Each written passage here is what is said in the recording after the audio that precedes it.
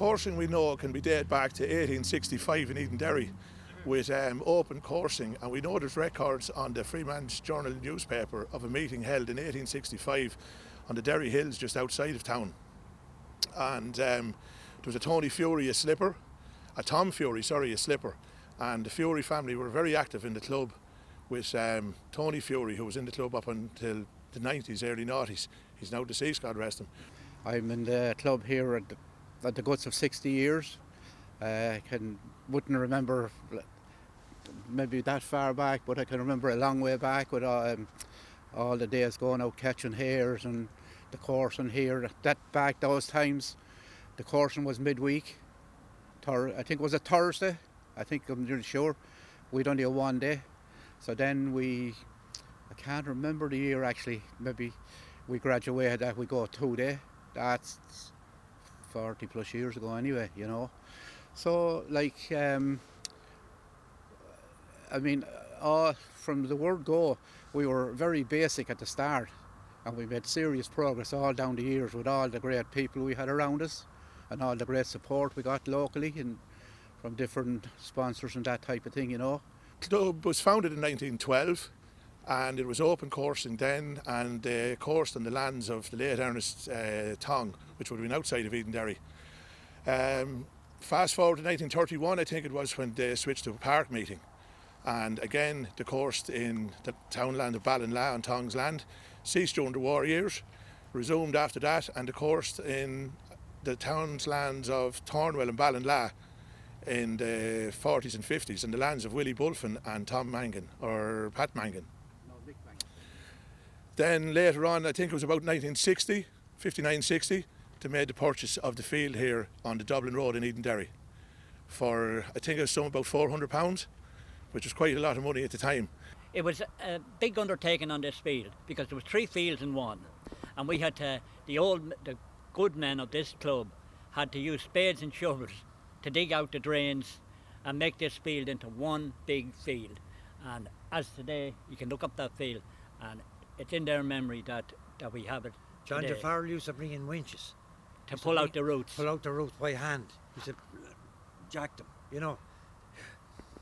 We started in 1958. We were just kids starting out, and his father was chairman of the club, in Willie Bulfin, and I only continued on from my father, and Damian the same. And we've today you can see how great everything is in this field today with all the helpers. When we started, Mick Nolan, he was Monica used to bring out the food to the working members out in the field, tea and sandwiches, and it was the first time that I ever seen anybody coming to give us food on the field. And the first time I ever seen a tea bag. She used to have a big Burko boiler, and she used to have an island stock, and I put all the tea in the island stock and put it into the Burko boiler and tied it at the side, so your tea coming all the time. And you'll always remember the tea because it was scalding hot. Schools had to take 2 days off because the priests of the school were involved in the coursing. Father Killian and who else? Father Sullivan. Father Toohey. Father Toohey. They had dogs of their own as well. Yeah, it was a time of great for the club because we had so many great people in the club all over the years, and so many of them are not with us anymore. But by God, they were the coursing men. They knew everything about coursing. The earliest memory of the club was coming here with my grandfather 40 years ago. When he walked over that Hare house over there, doing all the work and the whole lot. And so we grew up here as kids, hunting and everything like that, and loved it. Kind of go away from it for a while, but we come back into it again. He was a Ballinaboula man, Wexford man. Loved the game, so I did. And actually have the stake this year. The all-age stake is in memory of him. So we're sponsoring that to Cullen family for him. So yeah, love the coursing, love going, travelling coursing, but this field brings back a lot of memories.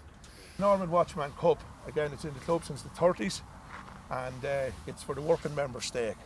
So the working members will it's all contest for the Watchman Cup, and because it's so old and prestige, it creates a great bit of banter among all the working members here.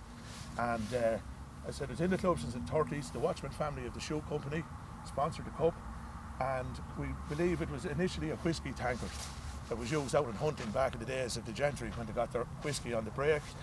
Then it was put up for a pint to pint, and the Watchman family, I think, won it on 3 occasions back sometime in the 20s. So it's something that it's very prestige here. We can see where Mrs. Robinson, the local family, won it back in 44. Damian O'Donoghue's father, JB, he's on it from 1947. Damian wasn't even born, so you know it's incredible. Great Jimmy Mangan, 1976, 77. Jimmy was chairman here. I remember as a kid, one thing that I always wanted to win was the Watchman Cup.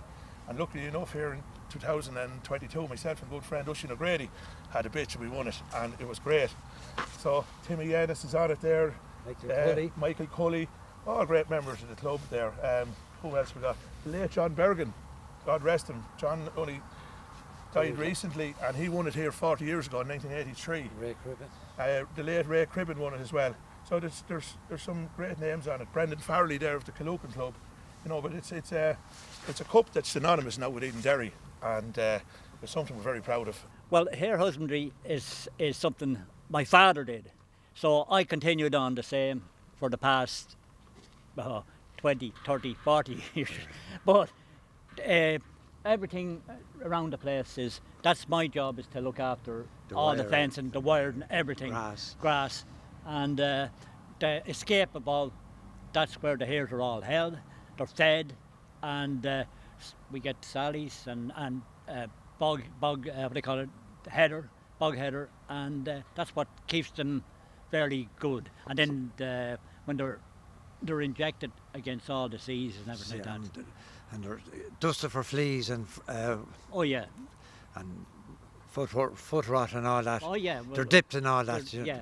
They're healthier going out than they are coming in. Oh, definitely, yeah. And it's a great stretch. And, you know, it's produced quite a good few winners over the years. In recent times, you had Annual Fergie, rumour has it.